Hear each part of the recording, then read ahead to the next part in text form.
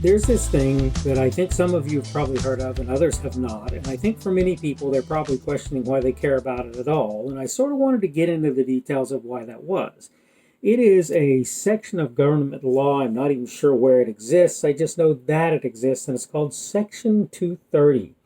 And basically, what the idea behind Section 230 is it essentially absolves all platforms for social media and similar from responsibility for the content that exists on their servers.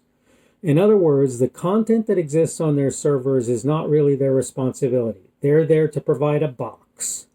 They're not there to decide what goes into the box or to marshal or in any way worry about what is inside that box. That's the way that's supposed to work. That's how content provision, or not content provision, but platform provision is supposed to work.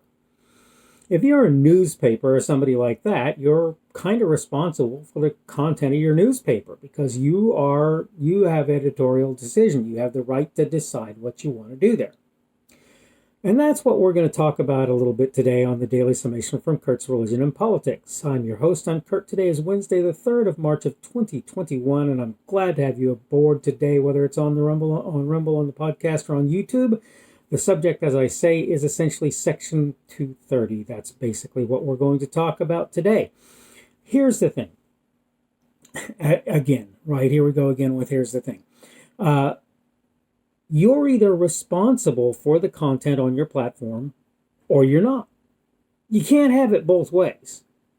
If you are not responsible for the content on your platform, having, quote, community standards that make it so that you supposedly are responsible for the content on your platform is not really valid, right?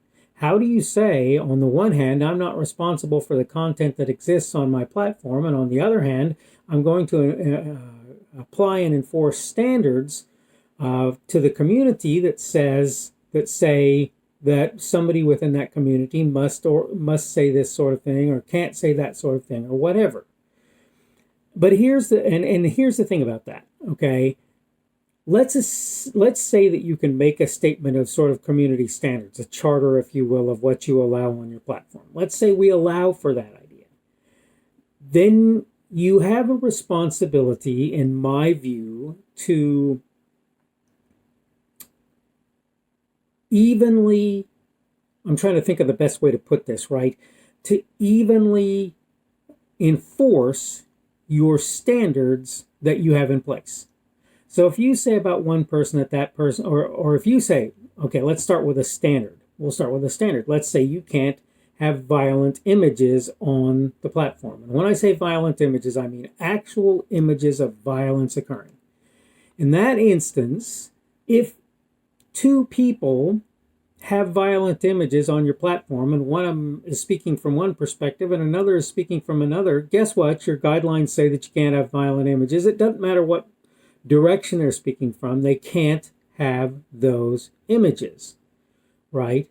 If you say you can't say things that are defamatory to somebody, right? Which where that's concerned, if you're protected under Section 230, I don't see that that's your problem because you're not the one who should be deciding that anyway, right? If you're not responsible, then the people who actually provide the content are, and those people are the people who should get sued or whatever as a result of the fact that they put something defamatory on your site, on your platform. You shouldn't be the one responsible for that, or you aren't the one responsible for that, according to Section 230. And as such, you shouldn't care that they're putting it there. Okay? If, though, you sit down and you say things like, you can't say things that are against what the Centers for Disease Control or the World Health Organization say, then my response to you is, you are no longer a platform, you are now a content provider.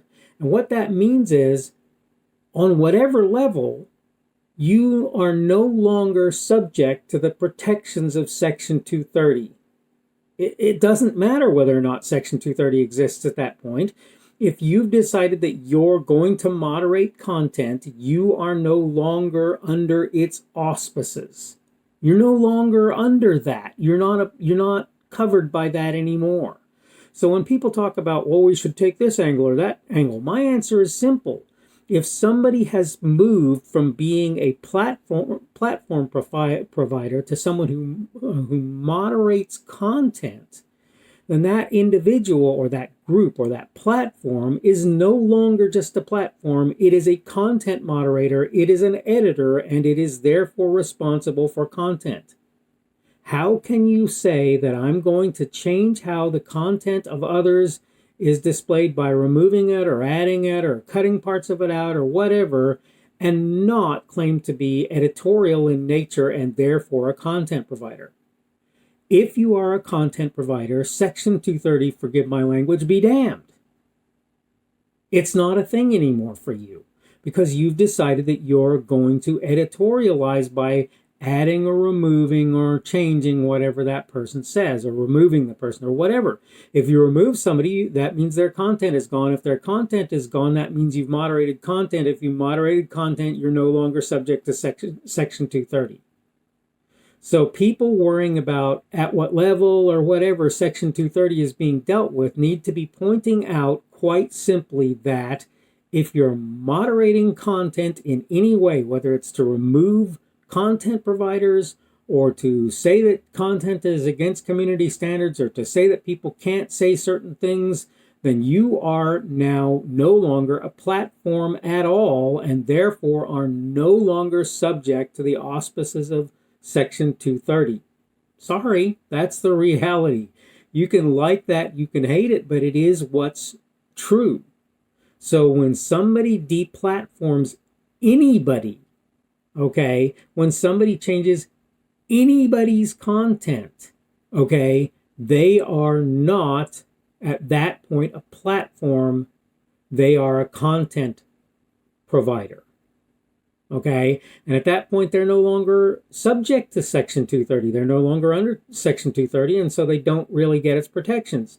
And if they don't get its protections, that means that people suing them for what they do is totally reasonable. It's totally reasonable.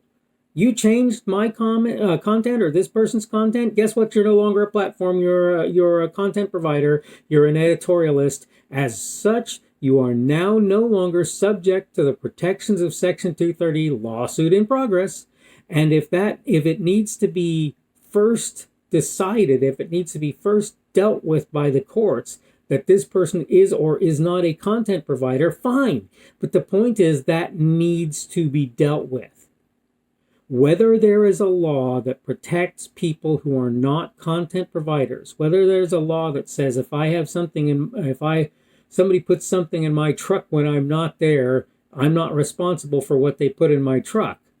Whether there's a law that says that or not, if I decide what goes and doesn't go in my truck in some way, guess what? I'm now responsible for what's in my truck. That's my thing now. If I don't know, or I'm not paying attention, or it's stated that that's not for me to worry about, that somebody else worries about what goes in my truck, then it's not my thing. If I'm driving a gas truck and somebody puts soap in my gas truck, and I'm not supposed to be responsible for what goes into the gas truck, but just delivering it, in that instance, I'm not responsible for it, and I shouldn't be held responsible for what happens as a result. Somebody can be, but not me. But the second I start looking at what's in my gas truck and saying, no, you can't put that in my gas truck, even if it's gas, right? Suddenly I'm no longer a purveyor. I'm actually somebody who makes a decision about what goes in the truck. The same thing applies to social media entities, right? Content provision is different from platform. If you're deciding what goes on your platform, you're no longer just a platform, you're a content provider. So that's what I'm going to say today. That's my whole thing. Okay, so obviously it's basically the end of the day for me. So today being Wednesday the 3rd of March, tomorrow will be Thursday the 4th of March. I've got Saturday in my notes because I forgot to change it.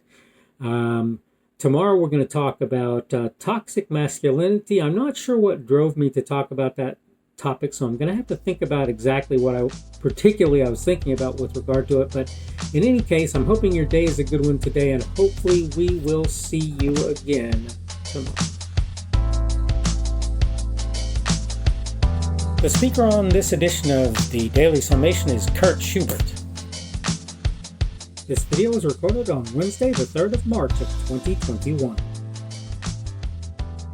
The Daily Summation is created for Kurt's Religion and Politics.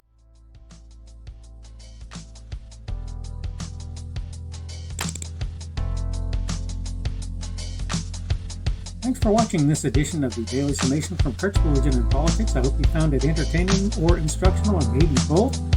If you want to see more from me, you can go to blogs.kpschubert.com. That's blogs.kpschubert.com. I am on Twitter, Parler, and Minds.com. My handle on each of those is @kpschubert. That's @kpschubert. I have a Rumble and a YouTube channel. They are the Kurt's Religion and Politics channels on Rumble and YouTube. I have a Facebook page. The Facebook page is Kurt's Religion and Politics as well. I am on Patreon. If you want to support me, that's one of the better places you can do that. And you will find me at Kurt's Religion and Politics on Patreon. I have a podcast. The podcast is podcasts with an S, .kpschubert.com. That's podcasts.kpschubert.com. I think you should be able to find me with relative ease on Apple Podcasts, Google Podcasts, and Spotify as well. The best way I find to do that is to look for Kurt's Religion and Politics. You can try to use the Daily Summation. I find that it doesn't work as well as a general rule, but you can always try that. I'm glad to have you aboard today, and hopefully we will see you again tomorrow.